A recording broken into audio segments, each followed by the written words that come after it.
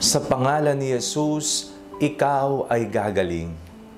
Ako po si Father Fiel Pareha at ito po ang ating segment, ang Daily Devotion, na kung saan tayo po ay magdarasal, magbabasa at magdinilay kasama ng salita ng Diyos sa buong taon.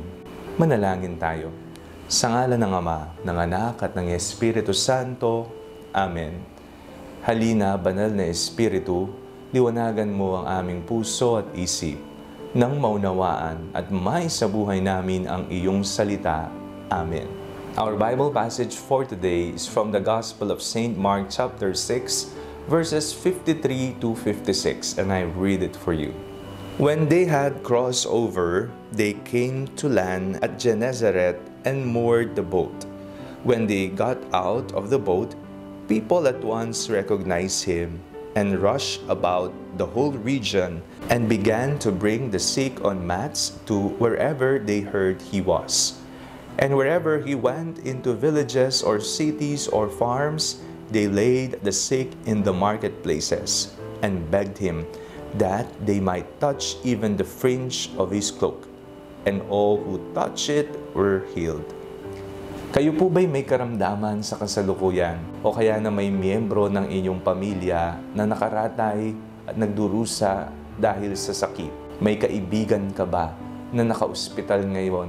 Atin silang ipagdasal. Atin silang ilapit sa Panginoon. Ito po ang mensahe ng ating binasang ebanghelyo sa araw na ito. Ating ilapit kay Jesus ang lahat ng mga may sakit.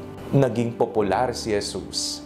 Naging tanyag siya na nagpapagaling ng lahat ng mga sakit at nagpapalayas ng masamang espiritu. Ito'y bahagi ng pagpapahayag ng paghahari ng Diyos.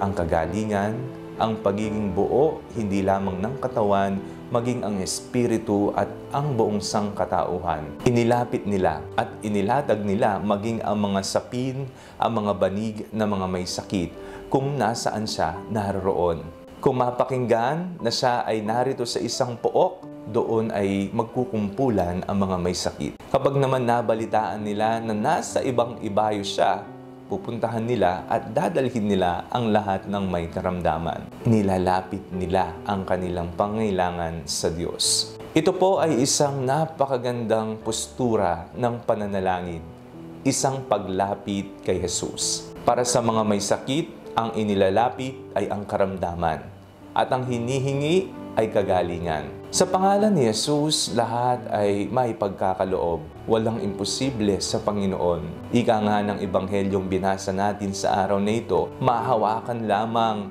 o madampi ang kamay sa laylayan ng Panginoon ay gagaling na sila. Ganun kalalim ang pananampalatayang mayroon ang mga tao noon. Tingnan din po natin ang ating pananampalataya. Kapag ba ako'y lumalapit sa Diyos, mayroon ba akong ganong kalalim at kasolidong pananampalataya na ang aking karamdaman ay gagaling sa pamamagitan ng pangalan ni Jesus? O kaya na may wala sa loob, wala sa sarili, hindi sinsero ang aking paglapit, kulang sa pananampalataya. Tingnan ang sarili. Dahil walang imposible naman sa Panginoon, tumawag ka sa Kaniyang banal na ngalan. Manalangin tayo. Panginoong Hesukristo, nais po naming gumaling. Gumaling mula sa karamdamang pisikal, gumaling mula sa pagkawasak ng aming mga relasyon sa bawat isa, gumaling ng magkaroon ng kapayapaan sa aming puso at kaisipan. Amen. Sa ngalan ng Ama, ng Anak, at ng Espiritu Santo. Amen. Huwag po ninyong kalimutang i-like ang video ito, mag-comment po kayo and share it with your family and friends. Ang Panalangin Bago Matulog ay may sariling Facebook page na po. Huwag niyo pong kakalimutang mag-like at mag-follow dito and do not forget to subscribe to our YouTube channel. I-click niyo lamang po ang link na nasa description ng video ito o kaya naman po just search Father Fiel Pareha. God bless you po!